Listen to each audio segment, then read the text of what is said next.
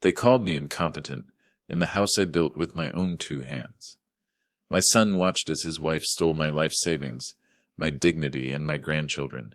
They thought the old man was finished. They were about to learn. I still knew how to swing a hammer. The courtroom felt cold, like a meat locker. It smelled of old wood polish and dust, a smell that now made my stomach twist. I sat at the respondent's table. My hands that spent 40 years gripping hammers and smoothing drywall, were clenched tight. My knuckles were white. My heart hammered against my ribs, a frantic bird trapped in a cage. If you're watching this, subscribe and let me know where you're watching from. Let me back up and tell you how a man's life can be dismantled in less than an hour. Across the aisle sat my son, David, and his wife, Lisa. David, the boy I taught to fish, the boy I held when he cried. He wouldn't look at me. He stared at his expensive Italian shoes, his face pale, strained. But Lisa, she stared right through me. Her eyes were ice cold and hard. A small, tight smile played on her lips. It was the smile of a predator who had just made the kill. And I knew right then, this wasn't just about the money. This was about erasing me. The judge, Judge Harrison, adjusted his glasses. An older man, tired eyes. He shuffled the papers. The sound was loud in the echoing silence. Mr. Franklin, he began, his voice a low rumble. This court has reviewed the extensive documentation and testimony presented by the petitioners, David and Lisa Franklin. I held my breath. This couldn't be happening. This was my money, $2.9 million. Everything after I sold my construction business. The land Martha and I saved for decades. It was my retirement. It was the future I promised my grandchildren Emma and Liam. The testimony regarding your recent behavior, the judge continued, your documented confusion, memory lapses, and the profound concerns about financial mismanagement are compelling. He paused. Especially following the tragic death of your wife, Martha. Confusion? Mismanagement? I wanted to scream. It was lies, a story spun by Lisa. She hired a specialist, a court psychiatrist named Dr. Allen. Silver tongue, expensive suit. He twisted my grief into dementia. 6 months since Martha passed. 6 months of hell. And Lisa used every tear against me. She claimed I was losing my mind, a danger to the children, that I was squandering their inheritance. The betrayal felt like poison in my veins. But that wasn't the worst part. Therefore, the judge said, the word hit me like a physical blow. The court grants the petition for emergency conservatorship. David and Lisa Franklin will assume full control of your assets, effective immediately. The air left my lungs. Full control. My life. Signed away. I thought it was over. I was wrong. He wasn't finished. The real knife twist was coming. Furthermore, regarding visitation with the minor children, Emma and Liam, he looked over his glasses at me, his gaze devoid of sympathy. A court finds the respondent's unstable condition poses a potential risk. Risk? I was their grandfather. All visits must be supervised by the petitioners, limited to 2 hours per week. He banged the gavel. It was over. In less than an hour, they took everything. I looked at David. I had to try. David, son, my voice was rough, choked. How could you do this? How could you let her do this to me? David flinched. He finally looked up. His eyes were red-rimmed. For a fleeting second, I saw my son. But before he could speak, Lisa stood up. She smoothed the front of her designer dress. We did what was necessary, Frank, Lisa said. Her voice dripped with fake sympathy. You need rest. You need care. We'll handle the stress of the finances now. She put a hand on David's arm. Firm, controlling. She guided him out of the courtroom. He walked like a puppet. Strings pulled tight. He never said a word. That silence cut deeper than any accusation. I just sat there, unable to move. The courtroom emptied. My lawyer, George, put a hand on my shoulder. George was an old friend. He handled Martha's will. Frank, I'm so sorry, George said quietly. She played dirty. That psychiatrist, Dr. Allen. He's a professional witness. He knows exactly what to say. He twisted everything. George, I whispered. They took my grandkids, George, I said. They made me sound like a crazy old man. We'll fight this, Frank. We'll appeal. But I knew the truth. Appeals took time and money. Time I didn't have, and money that Lisa now controlled. I was trapped. Driving home felt surreal. The familiar streets, the trees turning gold in the October sun. Everything looked tainted. I pulled into the driveway. The house Martha and I built 30 years ago, a beautiful colonial, filled with memories. Now it just felt empty, a tomb of the life I used to have. I walked inside. The silence was deafening. Martha's presence was everywhere. Her favorite armchair, the stack of mystery novels, the faint smell of roses from her garden. But she was gone, and without her, the foundation of our family crumbled. I was the rock, but she was the mortar. And now the wolves were circling. It started slowly, after Martha died. I was grieving, lost. Selling the business was supposed to be a new chapter. Time with Emma and Liam, but Lisa had better plans. She always had expensive taste. David worked hard as an accountant, but his salary couldn't keep up with her ambition. She saw my $2.9 million not as a legacy. She saw it as her golden ticket. First, she started suggesting I was forgetting things. Little comments, little digs. We were at dinner. "Oh, Frank," Lisa interrupted with a light, condescending laugh. "You already told us that story. Twice." David looked down at his plate. Silent. I stopped talking. The food tasted like ash. Maybe she was right. Grief does strange things. That was the first crack. The first moment I doubted myself. Then she started questioning my spending. I bought a new truck, a Ford F-50. Sound reliable. I needed it. I pulled into their driveway. Lisa came out. She circled the truck. Her heels clicked on the pavement. "A new truck, Frank?" she asked, her voice tight. "Yeah, the old one was rusting out," I said. "Is that really necessary?" she snapped. "We have to be mindful of the children's college fund. These big purchases, they seem impulsive." Impulsive? I saved every penny for 40 years. The arrogance was stunning. But the real betrayal was still waiting in the shadows. The final straw before the lawsuit was Disney World. Martha and I always planned to take the grandkids. I booked the tickets. A surprise. I told them over coffee at my house. "We're going to Disney," I announced. David smiled. A real smile. "Dad, that's great." Lisa's smile vanished. She set her coffee cup down. "Hard. Travel. Now? He's not stable enough to travel with them," Lisa said, looking directly at David. Loud enough for me to hear. "Lisa, what are you talking about?" David mumbled. "What if he gets confused?" She pressed. "What if he loses them in the airport? He forgot where he parked the car last week." It was a lie. A blatant lie. I did not forget where I parked. I grudged on my voice rising. "David, we can't risk it," Lisa insisted, ignoring me. David looked between us, torn, weak. "Maybe we should wait, Dad," he finally said. He sided with her. He always sided with her. I canceled the tickets the next day. Then came the lawsuit. They didn't just cancel the trip. They canceled me. The morning after the verdict, I woke up with a crushing weight on my chest. I made coffee, sat at the kitchen table, staring at the empty chairs where Emma and Liam used to eat cereal. I had to do something.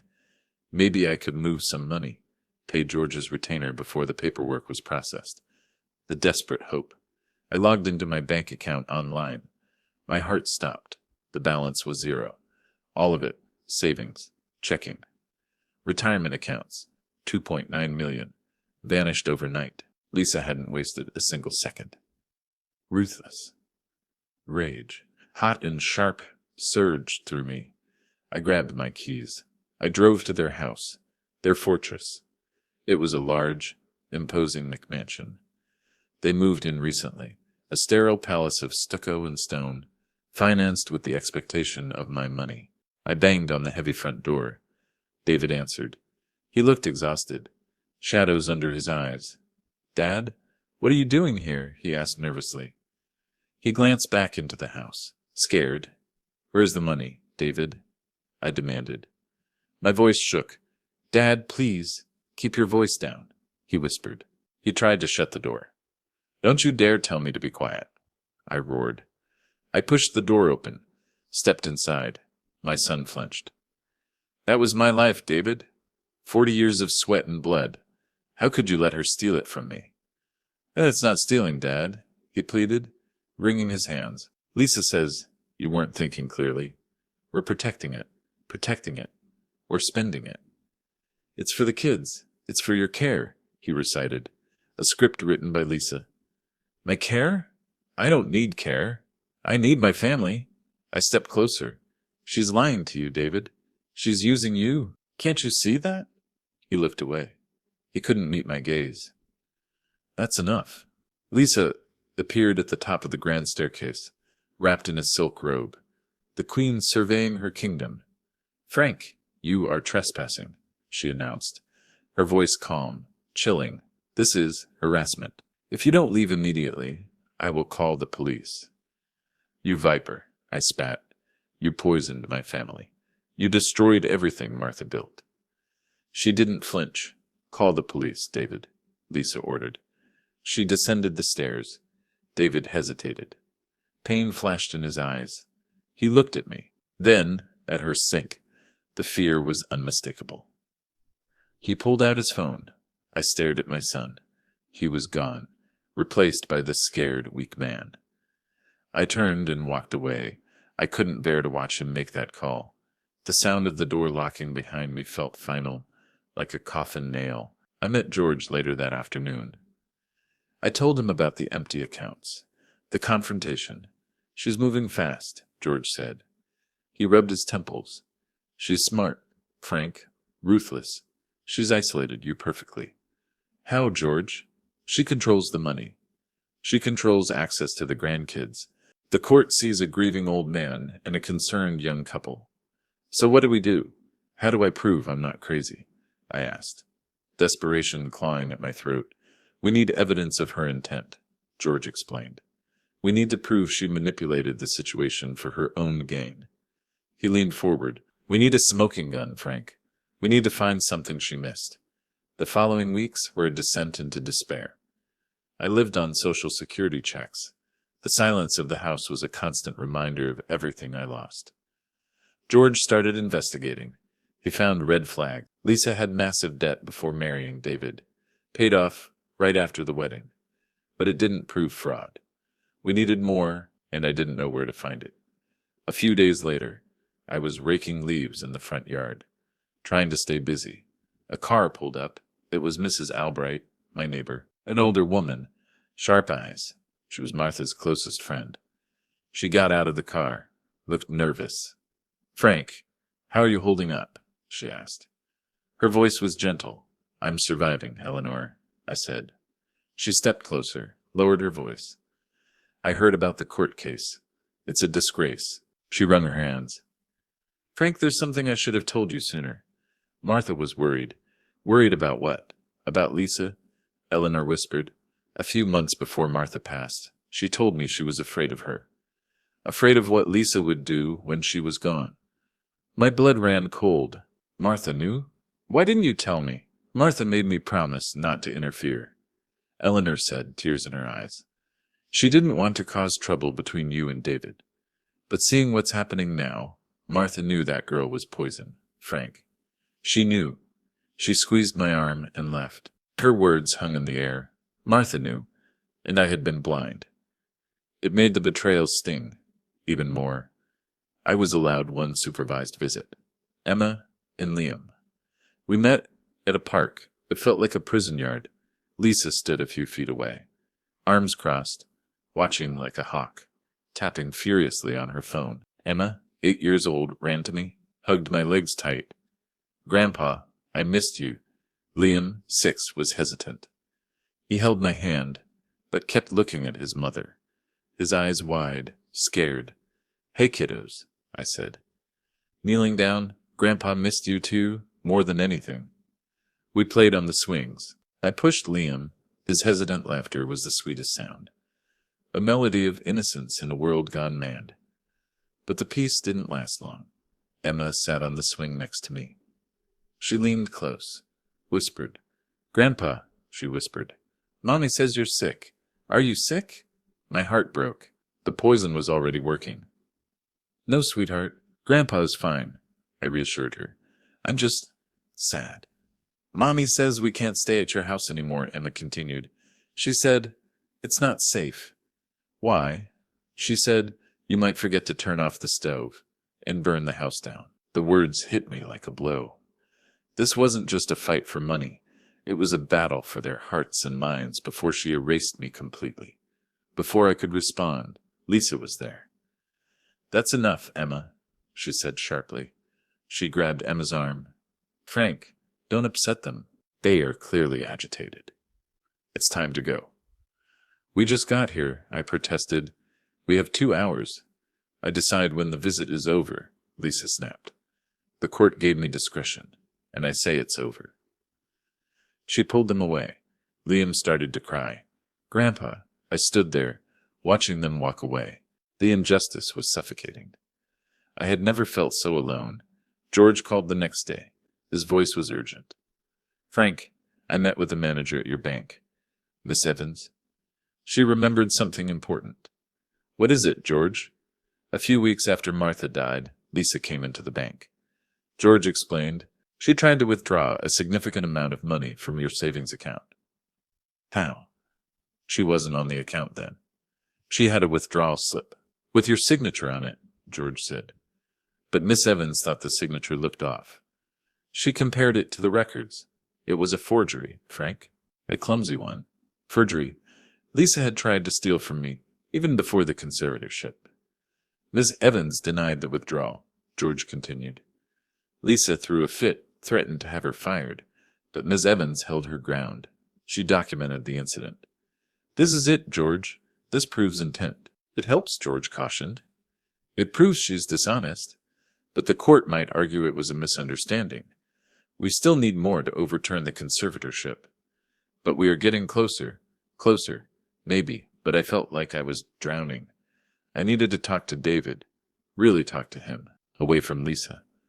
I knew he went to the same coffee shop every morning before work. I waited outside. He walked out, holding his coffee. He stopped short when he saw me. "Dad? What are you doing here?" "We need to talk, David. About your wife. About the forgery." David paled. "Forgery?" I don't know what you're talking about. "She tried to forge my signature at the bank." "David, I know." He looked away. Nervous. Just then, a young man walked past us. He looked familiar. He worked with David, Ben Carter, a junior accountant. Ben stopped. "Mr. Franklin?" "David?" He looked uncomfortable. "Hey, Ben," David mumbled. "Just heading to the office." Ben looked at me. His eyes filled with sympathy. "I'm sorry for your loss, sir, and for everything." He hesitated, then leaned toward me. "David, we need those quarterly reports." "The partners are asking." David stiffened. "I'm working on it, Ben." "I know, but—" Ben glanced at me again. "Look, I know it's none of my business, but Lisa keeps calling the office, demanding access to the client accounts, saying you authorized it. It's putting us in a very difficult position." David looked horrified. "She did what?" "She's aggressive." "David?" Ben said quietly. "People are talking. You need to handle this." Ben walked away quickly. David stared after him. The mask was slipping. He was realizing how deep the rot went. "She's out of control, David," I said softly. "She's going to ruin you too." David didn't answer. He just stared into the distance, his face pale, terrified. He got into his car and drove away, leaving me on the sidewalk. But I had planted the seed. The real devastation was still to come.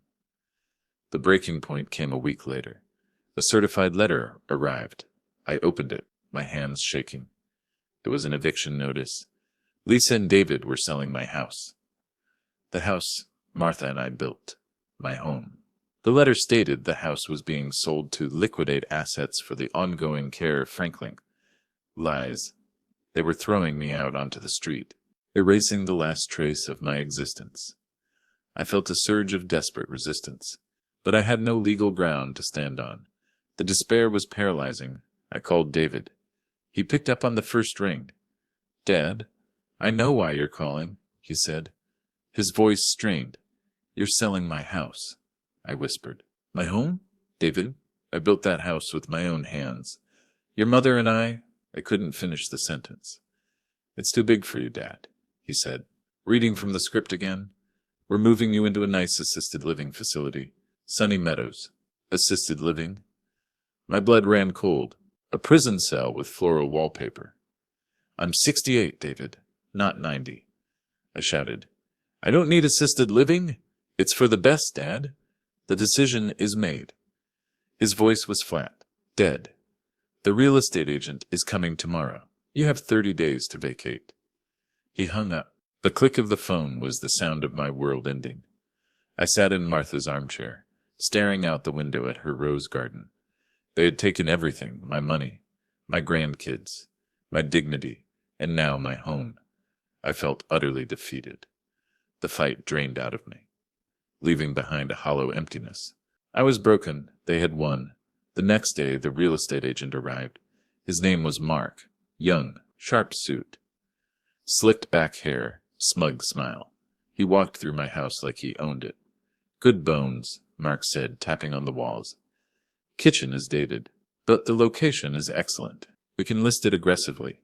He talked about me like I wasn't there. "Please," I said. "This is my home." Mark looked at me, annoyed. "Mr. Franklin, I have instructions from the conservators. Your son and his wife. They want this done quickly." He smirked. "Look on the bright side. Sunny Meadows has shuffleboard. You'll love it. The arrogance, the cruelty. I wanted to hit him, but I just stood there, silent. Later that afternoon, I saw him outside, talking on his phone. He was standing near the rose bushes. "Yeah, baby. The old man is crumbling," Mark said into the phone. "It's pathetic. The house will be cleared in a month." "Don't worry, we'll have the money soon, baby." A sickening realization dawned on me. Mark wasn't just the real estate agent. He was something more, something sinister. I started packing. I had to. I pulled out dusty boxes from the attic, started filling them with memories. Photos of David's graduation, Emma's first tooth, Martha's antique carpentry tools. I was numb, moving on autopilot. A ghost haunting my own life. I went into the living room, the heart of the house. Above the fireplace hung a painting, a large, somewhat somber landscape, a stormy sea, crashing against a rocky shore. Martha and I bought it on our honeymoon in Maine. 40 years ago, Martha loved it. She said it reminded her that even in the storms of life there was beauty and strength. I stared at the painting, the turbulent blues and grays mirroring the turmoil in my soul. Tears welled in my eyes. "Martha," I whispered, "what do I do? I failed you. I failed our family." The weight of my failure pressed down on me, heavy, suffocating. I had let the wolves into our home, and they devoured everything. I reached up to take the painting off the wall. It was the one thing I refused to leave behind. As I lifted it, I noticed something strange. It felt heavier than I remembered, much heavier, and the backing paper on the frame was slightly torn in one corner, revealing a sliver of metal underneath. I frowned. Martha was meticulous. She would never have left the backing paper torn. Something wasn't right. I carried the painting to the dining room table, laid it down carefully. I examined the tear. My heart started to pound, a flicker of something I hadn't felt in months. Hope. I carefully peeled back the paper. It wasn't just a frame, it was a facade. The wooden frame had been expertly hollowed out, reinforced with a metal casing. As a contractor, I recognized the craftsmanship. It was impeccable. It was Martha's work. A small compartment had been carved into the back, hidden in plain sight. Inside the compartment, nestled in protective foam, were three things: a small silver key, a thick, handwritten letter addressed to me, in Martha's familiar script, and a black, hardened USB drive. My hands trembled as I reached for the letter. What was this? Why had Martha hidden these things? A sudden, paralyzing fear gripped me. What if these weren't tools to help me? What if these were secrets Martha kept from me? Secrets that could shatter my already broken world. I hesitated, the letter trembling in my hand, afraid of the truth. I sat down, my legs weak. I opened the letter. My dearest Frank, it began. If you are reading this, it means the worst has happened. It means I am gone, and the storm I feared has finally arrived. Tears blurred my vision. Martha knew. Eleanor was right. Frank, I love you, the letter continued. You are a good man, but you always see the best in people, especially in David. You see the son we raised. I see the man he has become under Lisa's influence. I never trusted Lisa. I saw the coldness in her eyes, the ambition. Martha saw the viper in the grass. While I was admiring the flowers, I knew that if I died, she would come after your money. Martha wrote, she would see your grief not as pain, but as an opportunity. I remembered the arguments, the times I defended Lisa, called Martha paranoid. The guilt was overwhelming. I had been so blind, so I prepared, Martha wrote. For the past 2 years, as the cancer progressed, I have been documenting everything, every lie, every manipulation. On the USB drive, you will find recordings, audio and video. I installed hidden cameras in our home. Frank, I hated doing it, but I had to protect you, and I had to protect Emma and Liam. Hidden cameras. Martha had become a spy in her own home, to save me from myself. The key is to a safe deposit box at the First National Bank downtown, box 420. In that box, you will find my real will. My real will. The will you have on file with George is not my final will. I changed it 6 months before I died. Witnessed by my sister Susan and my oncologist Dr. Roberts. Ironclad. The new will puts all of my assets, half of the proceeds from the sale of the business, into an irrevocable trust for Emma and Liam, a trust that Lisa cannot touch. But the next part was the masterstroke. It contains a clause, a poison pill. It states that if anyone attempts to declare you incompetent, they are immediately disinherited, and the entire estate, including your half of the money, is placed under the protection of a neutral trustee, George. A poison pill. Martha had weaponized her will. I am so sorry I had to do this in secret, the letter concluded, but know that I did this out of love. Protect our family, Frank. Don't let her win. All my love, always, Martha. Tears streamed down my face. The weight of her sacrifice settled heavily on me. She had shouldered the burden alone. A fierce determination ignited within me, a righteous anger. This was no longer my fight. It was hers, and I wasn't going to let her down. I grabbed the USB drive and the key, ran out the door. I burst into George's office, wild-eyed, breathless. He jumped up, startled. Frank, what's wrong? George! Martha! She knew everything. I handed him the letter and the USB drive. If this story is keeping you hooked, drop a like. It was that moment everything changed. George read the letter, his eyes widening in disbelief, his mouth hanging open. Frank, he breathed, sinking back into his chair. This changes everything. A poison pill clause. My God, Martha was a genius. He plugged the USB drive into his computer. We started watching. The screen flickered to life. Our kitchen, Lisa's voice filled the room. Cold, calculating. David, you need to stop being so weak, she was saying. Sipping wine. He's an old man. He's losing it. We just need to push him over the edge. But he's my father, Lisa, David's voice replied. Tortured. He's our retirement fund. David, she snapped. We have to secure the money, the naked greed, the manipulation. It was all there. Then came the recording that made my blood run cold. Lisa talking on the phone in the living room. Yes, Dr. Allen, she was saying, her voice low, conspiratorial. We need the report to be very clear about his incompetence. Use the word dementia. Dr. Allen, the psychiatrist who sealed my fate. I don't care if it's accurate, Lisa continued. I care if it's convincing.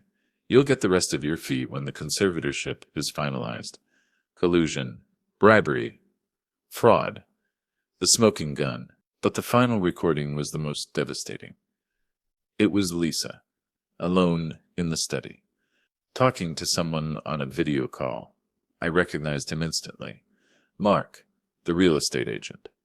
Once the conservatorship is finalized and the money is secure, I'm done, Lisa said, her voice venomous. I'm filing for divorce. Divorce? David is a weak, pathetic fool, she continued. I'll get half of everything, and he'll be left with nothing but his crazy old father. She laughed, a cruel, ugly sound. You and I can finally be together, baby. The ultimate betrayal. Not just of me, but of David. It confirmed what I heard Mark say in the garden. They were in this together. George stared at the computer, his face pale. Frank, he said, his voice shaking with anger. This is it. This is everything. Fraud, perjury, elder abuse, conspiracy. He picked up the phone, his hand steady, his voice strong. Get me Judge Harrison's chambers. Now. This is an emergency. The storm was coming, and this time I was ready. George filed an emergency motion. A hearing was scheduled for the next morning. I didn't sleep that night. I sat in the living room, staring at Martha's painting. I felt her presence, strong, comforting. She had given me the weapons I needed. The old contractor still had a few tools left in his belt. The next morning, the courtroom was tense. David and Lisa sat across from me, confused. Annoyed, Lisa glared at me. She had no idea what was coming. Judge Harrison entered, looking impatient. Mr. Jenkins, this better be important. George stood up, his voice ringing with authority. Your Honor, we have uncovered evidence that proves a deliberate, calculated, and malicious fraud has been perpetrated on this court. He presented Martha's letter, explained the secret will, the poison pill clause. He also presented the forgery report from Ms. Evans at the bank. Lisa's face tightened, a flicker of uncertainty in her eyes. Then George played the recordings. The courtroom was silent as Lisa's voice echoed through the room. The manipulation, the greed. David stared at the floor, shame radiating from him. Then George played the video of Lisa bribing Dr. Allen. I don't care if it's accurate. I care if it's convincing. Lisa's lawyer jumped up. Objection, Your Honor. This evidence was obtained illegally. It's inadmissible. Your Honor, George countered calmly. Mrs. Martha Franklin was the owner of the property and consented to the recording. It is perfectly legal. Judge Harrison overruled the objection, his face grim. The walls were closing in on her. But the final blow was the recording of Lisa talking to her lover. Mark, the plan to divorce David. Take everything. David is a weak, pathetic fool. Lisa's face turned white, then red. Sennies, he shrieked, jumping to her feet. These are fake. He made them up. He's trying to frame me. The mask had slipped. The viper was revealed. Sit down, Mrs. Franklin, or I will have you removed from the courtroom, the judge ordered. But the damage was done. David was staring at Lisa, horror dawning on his face. The realization of her betrayal hit him like a physical blow. You were going to leave me? He whispered, his voice trembling. Mark? The real estate agent. The pain in his voice was raw, real. David, don't be a fool, Lisa hissed, trying to regain control. It was just talk. I was angry. You know I love you. Lies. She always smiled when she lied. But David wasn't listening. He looked at me, his eyes filled with tears, shame, regret. And then he looked at the judge. Your Honor, David said, his voice cracking, I want to change my testimony. Lisa screamed in rage. Her lawyer tried to stop him. But David stood up, walked to the witness stand. He confessed everything, the manipulation, the lies, the pressure. He admitted he knew I wasn't crazy, but he was too scared to stand up to her, too desperate to keep his marriage together. He admitted he had betrayed his father. He broke down sobbing. I'm so sorry, Dad, he wept. I'm so sorry. The judge looked at Lisa, his eyes blazing with fury. Mrs. Franklin, he said, his voice dripping with contempt. In all my years on the bench, I have rarely seen such a despicable display of greed. manipulation, and moral corruption. He immediately dissolved the conservatorship, ordered all of my assets returned immediately, enforcing the poison pill clause of Martha's true will, and then he looked at the bailiff. "Arrest her," he ordered, pointing at Lisa. "Fraud, perjury, elder abuse, conspiracy. I want her held without bail.